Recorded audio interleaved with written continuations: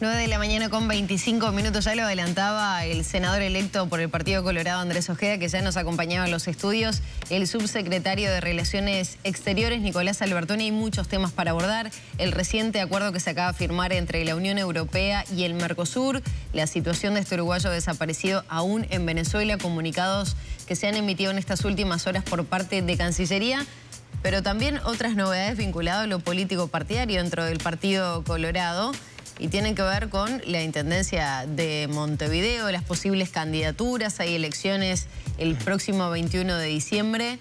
¿Cómo viene siguiendo ese tema? Usted no es convencional. No, efectivamente, soy del partido obviamente de Colorado, pero no convencional, no convencional. Y bueno, lo venimos siguiendo yo creo que ahora el horizonte va a estar en mayo, efectivamente. Pasa esto, tuvimos una convención bastante movida, como lo comentaba Andrés. Y yo creo que el horizonte ahora de mayo es importante en cada uno de los departamentos. De hecho, hay departamentos en los que el partido puede estar peleando, ¿no? Es decir, en caso de Salto, bueno, Rivera, que también es un bastión importante. Y en Montevideo yo creo que coordinadamente con la coalición se puede hacer un buen trabajo, ¿no? Pero bueno, veremos. Como decía Andrés, ¿Usted podría participar de la contienda? Bueno, estrictamente sí, estrictamente sí. ¿Le interesaría ser candidato a la Intendencia, por ejemplo, de Salto o de Montevideo? Bueno, eso es un tema que a veces hay que coordinarlo partidariamente. Uno está en esto y siempre está al servicio del partido. Pero hoy la verdad que está mi foco en la Cancillería. Y hasta que termine... pero le han hablado, le han sugerido. Hasta que, no, siempre surgen conversaciones, alguno está reservado, surgen en esta danza de nombre que yo creo que hay que siempre tener cuidado, siempre se dan esas conversaciones de asado o de café. Ajá. Pero no, yendo al punto, hoy el foco está en la Cancillería y le diría que hasta el último día abocado en esto, que va a ser hasta el 1 de marzo. Del 1 a mayo hay bastante tiempo ahí, ¿no? Así que... Pero hoy el foco está en la Cancillería. Albertoni, y entonces a lo que refiere, para meternos de lleno en temas vinculados porque a... me desacomodar ahí entrada. Y lo que pasa es que se dan charlas así rapidito entre una entrevista y la otra. Vinculado al acuerdo que se acaba de firmar con la presencia de la presidenta justamente de la Unión Europea, de la Convención de la Unión Europea, ¿cómo se viene trabajando? ¿Qué representa para el país? Y particularmente, ¿cómo es el trabajo que va a hacer Cancillería de acá en más allá de... Ahora hay que discutirlo a nivel de los parlamentos, sí, de cada uno de los países, hacer las traducciones, pero a nivel de Cancillería, ¿cuál va a ser el trabajo? Sí, de mucho trabajo. Yo creo que hasta el 1 de marzo, como decíamos recién, va a haber ahora pasa un trámite más bien burocrático que implica también dar un seguimiento, si se quiere esa palabra a veces de lobby, de decir, señores, Mercosur está esperando y tras el anuncio muy bueno que tuvimos la semana pasada, no queremos que este proceso se enfríe. Y se da otro elemento, que en un mundo tan convulsionado uno no sabe qué puede pasar en mayo, ¿no? Hemos pasado, sabemos, una pandemia, 2 guerras, y en el caso de las guerras, ¿no? Concretamente a veces cambian la orientación del foco en estos temas, entonces no queremos enfriar ese proceso, así que hasta el último día nos tendrán en nosotros arriba de este tema. Solo 2 líneas de lo que concluimos la semana pasada, ¿no? Es una conclusión que no se generaba efectivamente hace 25 años. Es la conclusión técnica del acuerdo, que sumado a la señal política que se dio con la presidenta de la Unión Europea, más los 4 presidentes del Mercosur, más que técnica es un sello político. Los políticos y los presidentes, en ese caso, de ambos lados, están poniendo la cara, decir, señores, hasta acá llegamos y en nuestra parte estamos los dos satisfechos de lo que hemos llegado. Ahora efectivamente pasa por un proceso de revisión legal, que se le llama, también de traducciones, que en el caso de la Unión Europea son más de 20 idiomas. Tienen muy aceitados los procesos, pero son 20 idiomas. Y yo diría que en un horizonte, a ustedes que seguro les va a gustar ahora hablar de tiempo, cuánto va a demorar y cuánto no, yo creo que este paso sí uno podría visorar temporalidad, el otro no me animo a hablar de temporalidad, pero en este sí, yo creo que un horizonte de 6 meses, más o menos, sería razonable tener la firma del acuerdo. Que ahí vamos a ver de nuevo una instancia política en la que van a estar todas las partes y se va a firmar el acuerdo Mercosur. En 6 meses para Uruguay, entonces, ¿podría palparse algún cambio? Bueno, yo creo que ahí va a empezar el debate político, si se quiere, porque una vez que el acuerdo está firmado propiamente, el siguiente paso es absolutamente político, que es la ratificación. Que en el caso de la Unión Europea, de los 3 capítulos que tiene el acuerdo, comercial, cooperación y político, el comercial es de materia del Parlamento Europeo. Una vez que lo apruebe el Parlamento Europeo, supongamos 6 meses más, 1 año, lo que se quiera dedicar el Parlamento Europeo, uno esperaría que no más de 1 año y medio, yo creo que tendríamos que tener un acuerdo ratificado, sería lo razonable. Y perdón a veces la temporalidad, pero este oficio no es para ansiosos, ¿no? Porque son lógicas que y si llevó 25 años, 6 meses, que nada. Pasará volando. Pero en el caso de Mercosur, es interesante que lo que incluye el acuerdo es una cláusula que el primero de Mercosur que lo ratifique, después que lo ratifique la Unión Europea, pasa a tener el goce del acuerdo. Claro. ¿No? Que eso no es menor. Porque o sea que podría ser Uruguay, bilateralmente, digamos, entre comillas, porque es Unión Europea, Uruguay, por ejemplo, si lo ratifica tiene un gran primero. impacto, por ejemplo, en las cuotas. Porque estrictamente lo que dice el acuerdo es tantas cuotas de carne, ¿no? Para Mercosur. Y después tendremos que nosotros hacia adentro de casa distribuirlas. Claro. Pero mientras lo estoy, de hecho en términos legales es el goce del acuerdo, bueno, se genera un incentivo extra. Claro. Eso va a abrir obviamente un debate político que es necesario en los parlamentos. El incentivo en materia de tiempos, ¿no? Si yo me adelanto y puedo sacar ese beneficio, el vecino va a querer hacer lo mismo y así. Sí, o hasta incluso por la negativa a veces pasaba de que, bueno, está ya preparado el debate en Uruguay y Brasil por X razones decide no postergarlo y bueno, quedamos anclados a esa, esta modalidad de negociación que es nueva. Para algunos acuerdos así que son birregionales, genera ese incentivo extra. Por eso decirles que si esta bola de nieve que ha venido creciendo de buen relacionamiento y de buen momentum entre las dos partes sigue, y podríamos pensar que en 1 año y medio ya tenemos el acuerdo ya en marcha y para goce, como se dice estrictamente. Vicecanciller, ¿cómo le cayeron los cuestionamientos del PIT-CNT al tratado? Con sorpresa, pero desde un punto de vista práctico. Fíjense que el acuerdo con anexos son 7.000 hojas. Lo concluimos el viernes. Para el nivel de adjetivación que uno ve del PIT-CNT, como mínimo uno esperaría que lo haya leído. Si en esas horas leyeron las 7.000 hojas para poder criticar de la forma vehemente que se ha criticado el acuerdo, a mí, pero lo digo sin bajeza, me sorprendió el nivel de adjetivación y crítica a un acuerdo que es muy complejo, muy amplio. Desde este lado de la cancha, decirles que es un acuerdo que se llevó 25 años, diálogo con diferentes sectores, imagínense que alguna vez se dio. Los acuerdos comerciales no se le pregunta a cada ciudadano si le parece bien. Hay una posición país que es consensuada, que ve diferentes sectores, cuál es la posición negociadora y se negocia esas posiciones, que sabemos que tenemos que ingresar el arroz, la carne, cuidado en el ingreso de determinados productos. Bueno, eso es lo que se pone en negociación.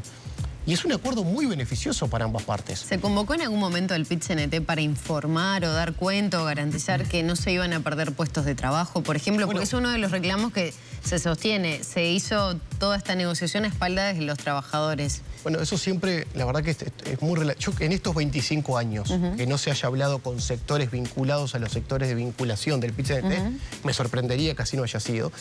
Estrictamente a los sectores sindicales no es de orden que se le esté preguntando ¿usted está de acuerdo con el acuerdo? O mire que, primero, puestos de trabajo, si uno ve el acuerdo en marcha, no se avisoran que se van a perder. Por ponerles un ejemplo práctico, hoy en aduanas de Europa, el Uruguay deja 73 millones de dólares por no tener un acuerdo. Es decir, exportamos, pero tenemos un plus de arancel que equivale a 73 millones de dólares, tomando datos del 23. Si uno ve en práctica ese acuerdo, esto es una cuenta de almacén, en 5 más o menos años, ese 73 pasaría a 0 de pago de arancel.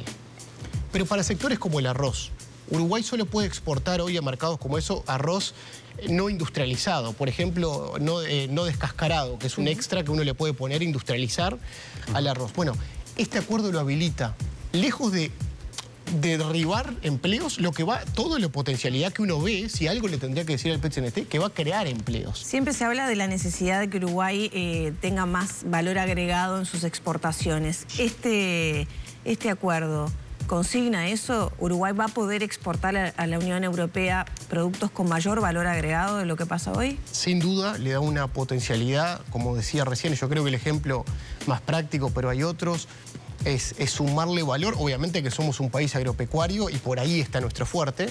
El tema es cómo generar ese, a veces se le llama desarrollo vertical, sabiendo que somos buenos en esto, cómo le agregamos valor a eso en lo que somos buenos. Y yo creo que la industrialización, por ejemplo, del arroz, también el factor que va a generar agregado a la carne, que no solo vamos a estar vendiendo carne en hueso, sino también carne con cierto grado de industrialización, le agrega valor a lo que somos buenos. Y después hay todo un capítulo extra que uno ve también en cooperación de innovación, tecnología, todo lo que va a implicar para Uruguay el buen trabajo que ha hecho en materia ambiental todos estos años, porque es un acuerdo muy riguroso en materia de sustentabilidad y temas ambientales.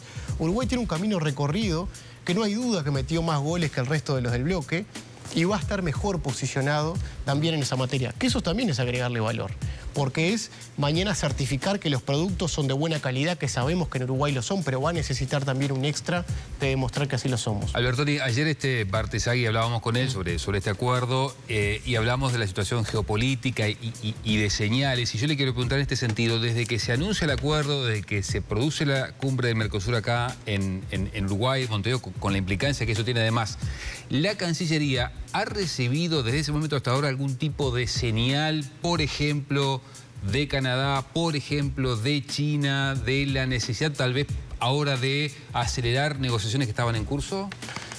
Bueno, no se da estrictamente así, porque estamos en muy buen vínculo con todos, ¿no? Es decir, con Canadá, fíjense que tenemos un frente negociador a través del Acuerdo Transpacífico, sí, que es un acuerdo en el que vamos a terminar más cerca de donde empezamos este proceso. Con China, yo creo que las demostraciones están de sobra, que queremos avanzar cuando se quiera y como quiera. Entonces, no es que por esto Uruguay cambia la actitud, porque es más bien un eslabón más de algo que venimos trabajando. No me refiero a un cambio de actitud de Uruguay, sino por el contrario, sí, de cómo nos ven. Digo, estamos a escasas horas. Yo creo que sí se mostró una proactividad Uruguay, que Uruguay está logrando resultados importantes. Por ejemplo, ayer yo estuve en la inauguración de la nueva sede del Parlamento de Mercosur y contaban los parlamentarios que todos los parlamentarios europeos llamando para ver cómo seguir también en términos de aprobaciones y forzarse en el mejor sentido de ambos lados para que esto avance. Estrictamente los países no, pero yo creo que sí va a traer una dinamización que muestra un Uruguay proactivo en esta materia. Bien, vicecanciller, le quiero preguntar por otro asunto que genera mucha preocupación, es la situación de este uruguayo que estaba en Colombia y se ha reportado como desaparecido en Venezuela. Primero, si hay novedades sobre eso, yo miraba la semana pasada a Corina Machado en Canal 5 declarando que habría eventualmente otro uruguayo desaparecido. ¿Ustedes tienen información de eso? No, la verdad que no. De hecho, sí, obviamente también nos tomó por sorpresa. Cuando uno dice que tiene información oficial respecto a esto, es estrictamente que se comunica a la familia. Nosotros no estamos siguiendo la vida de cada ciudadano, se imaginarán. Nosotros tomamos conocimiento de este primer caso es porque la familia toma contacto con la Cancillería, diciendo, creo que en ese momento eran 13 días que había cruzado la frontera y se había perdido contacto. Y es que la Cancillería toma conocimiento y empezamos averiguaciones. En el caso de Venezuela era una situación un poco compleja porque se ha expulsado a nuestra diplomática, que era una embajadora, y también desde aquí. O sea que Maduro decide sacar sus diplomáticos de Montevideo. O sea que era una comunicación diplomática un poco diferente a la que se daría en un ámbito en el que uno tiene su embajada trabajando en total dimensión. Pero igualmente había una funcionaria administrativa que había quedado, porque a quien se expulsa es la diplomática. La embajada sigue abierta en Caracas de Uruguay. No solo no tenemos respuesta, que si no se expulsa a esa funcionaria administrativa, ¿no? Es decir, una uruguaya. Hasta ahí un poco el escenario del primer uruguayo, el cual, dando la respuesta, no tenemos información pasado ya 50 y tantos días. De hecho, creo que llegamos a 60 días en estos días. Sí. Sobre ese segundo uruguayo no tenemos, ese posible segundo uruguayo, no tenemos información. Pero reitero la preocupación por este caso que estamos manejando, ¿no? Es decir, es una persona en una situación de desaparecido. Porque mañana puede haber presos en el extranjero, como hay presos extranjeros, pero en cualquier Estado de Derecho se debe saber la razón por la cual está. Si es que está preso. Y como mínimo decoro, yo no digo diplomático, pero humanitario, es saber la información. Y no solo no se ha otorgado la información, sino no ha habido ninguna comunicación de Venezuela con Uruguay. De hecho, la respuesta que hubo, esto es un tema más interno, la respuesta que hubo fue en esa oportunidad que una funcionaria se dirige a la Cancillería a preguntar sobre este uruguayo. Dice la Cancillería venezolana que le sorprende que esta funcionaria esté haciendo esa pregunta, pensando que no quedaba nadie, ¿no? en la embajada. Dijimos que se había dado cuenta en su debido momento que esta era la funcionaria que iba a quedar a cargo, y se la expulsa, y sobre el uruguayo consultaremos o averiguaremos. Eso pasó hace unos ya 40 días más o menos. ¿Se pretende hacer algún reclamo en algún organismo internacional para ver si un poco más delicado, la realidad cambia? Porque quien tiene la potestad de la denuncia en estos casos es la familia. Es decir, el Estado no tiene hoy un mecanismo como para poder realizar una denuncia en este sentido. Si la familia, de hecho, está siendo asesorada por la Cancillería, y hay diferentes alternativas posibles sobre la mesa, por eso habría que preguntarle a la familia cuál querría seguir. pero es la familia quien debe hacerlo, pero las alternativas pueden estar en los organismos multilaterales. Ahora, Albertoni, ahí también está la importancia de tener funcionarios diplomáticos, ¿no?, en este tipo de países. ¿Hay algún movimiento para restablecer de alguna manera esos vínculos con Venezuela, teniendo en cuenta esta situación, lo que decía Alfredo recién, esta denuncia que hace María Corina Machado de que habría otro uruguayo, hacer un seguimiento de los compatriotas que están en ese país? Es que interesante, pues estos días hablando de este tema, surge esa dimensión, que la diplomacia es más allá de a veces lo que se termina hablando, acuerdos y demás. O de críticas a un gobierno y otro, pero... Hay una dimensión humanitaria y consular. De hecho, a mí me toca salir mucho y seguir por el rol y ver también el funcionamiento de nuestros funcionarios en el extranjero. Por ejemplo, la población carcelaria, que hay uruguayos, lamentablemente, presos en el mundo, es una población importante a seguir en términos consulares, que estén bien, que estén amparados por derecho también en el extranjero. Bueno, en este caso es una demostración de cuánto se aísla un régimen como el de Maduro, habiendo expulsado a los diplomáticos de Uruguay cuando no fue de ningún momento la intención de Uruguay de hacerlo, y también expulsar sus diplomáticos aquí. En Uruguay hay 40.000 venezolanos, aproximadamente, más o menos, de los cuales 4.000 están en carácter de solicitud de refugio. Imagínense la complejidad cuando no tienen un consulado al cual referirse, no solo para volver a su país, llegado el caso, cosa que no creo que haya incentivos hoy, pero para ir a otro país. Por eso, ¿puede haber algún movimiento desde la Cancillería uruguaya para restablecer esos vínculos, por lo menos? Nuestro interés ha seguido desde el primer día porque nunca hicimos un movimiento en contrario. O sea que, digo, si mañana se restablece la posibilidad de que vuelva un diplomático, así se hará. Digo porque, no le digo, esto es una decisión política. Nunca movimos una pieza como para que así no sea. Quien movieron las piezas fue el régimen, o sea que sigue intacta la visión. De hecho, el presidente lo ha resaltado, que esta es una relación entre estados, en este caso la relación diplomática, y por eso se había enviado una embajadora de carrera que a escasas semanas que había llegado la expulsan del país. ¿Está asilada en la embajada argentina, entonces? No. La embajadora volvió a además está un comunicado emitido en las últimas horas vinculadas a esa situación. Ahí tenemos otra situación, que hay 6 asilados políticos, de hecho son venezolanos los que están, muy vinculados al partido de María Corina Machado. Están asilados en la embajada argentina. Después por la situación diplomática entre Argentina y Venezuela, Argentina tiene que retirar a sus embajadores de la embajada, o sea que queda liberada esa embajada, y amparado en las convenciones, Brasil toma la administración de la embajada, que de nuevo es una situación casi de examen, ¿no? Es decir, ¿qué pasaría sin tal? Bueno, Brasil toma la administración, pero lo que estamos viendo por estos días es que el régimen tomó las casas linderas para acercarse y para justamente dar señales a que se está acercando a la embajada, corta la luz y corta el agua de la embajada. El escenario normal en estos casos sería de darle un salvoconducto a esos 6 asilados para que salgan de la forma estricta y segura del país. No solo no se los está dando, sino que se les corta el agua y se les corta la luz. Entonces ya no estamos alejando, repito, no solo de las convenciones, imagínense, diplomáticas, sino más bien de lo humanitario. La gente está sin luz y sin agua. En la embajada argentina es que está siendo administrada por Brasil. Hay 6 asilados. Entonces, por eso nos parecía de orden, no lo hizo solo Uruguay, sino otras cancillerías en la región, denunciar. Estamos siguiendo de cerca esto y, de nuevo, la presión internacional puede llegar hasta cierto punto, pero al final del día todo esto termina siendo hasta dónde llegará este régimen. Por ejemplo, si los militares siguen alineados al régimen, si la oposición sigue unida, hay factores que tienen que ser domésticos, ¿no? No solo con presión internacional. ¿Con este escenario le parecería correcto que el próximo gobierno invitara a Nicolás Maduro a la asunción de Orsi? Bueno, yo lo habíamos dicho del lado de la coalición, puedo hablar las conversaciones que habían habido en caso de que así tendríamos que tomar la decisión, no sería invitado. No sería invitado, yo le había dicho a Álvaro Delgado en su momento. Yo creo que en este contexto no sería de orden invitarlo. Hay un detalle ahí protocolar. Las invitaciones las decide el presidente entrante. A veces el mantener relaciones diplomáticas y demás sí es un tema estricta, más formal de la relación diplomática. Pero la invitación a un cambio de mando, uno no invita a todos los países con los que tiene relaciones. Recordarán que el presidente de la calle dijo, no le invito porque es un evento para el país y con quien nos sentimos cómodos, y ahí tiene un rol porque es el presidente entrante, tiene un rol protagónico. Así que uno esperaría que con todo este contexto que está dando no sería de orden estar invitando a Maduro a Uruguay. Y a propósito del próximo gobierno, y retomando el tema acuerdo con la Unión Europea, ¿confían que el próximo gobierno va a continuar las negociaciones, teniendo en cuenta, bueno, declaraciones de Orsi, ¿no? Que mencionó que los TLC no están de moda, etcétera? Por lo menos con la Unión Europea yo vi señales positivas. Estuve en la cumbre, vi a los dos presidentes, saliente y entrante, sentados. Tuve la oportunidad de estar conversando también con... De hecho, estaba ya el ministro de Economía, Gabriel Odone, ya nombrado, estaba acompañando al presidente entrante. Y las señales eran positivas, ¿no? De continuidad. Hablo de este acuerdo y las señales que uno percibe.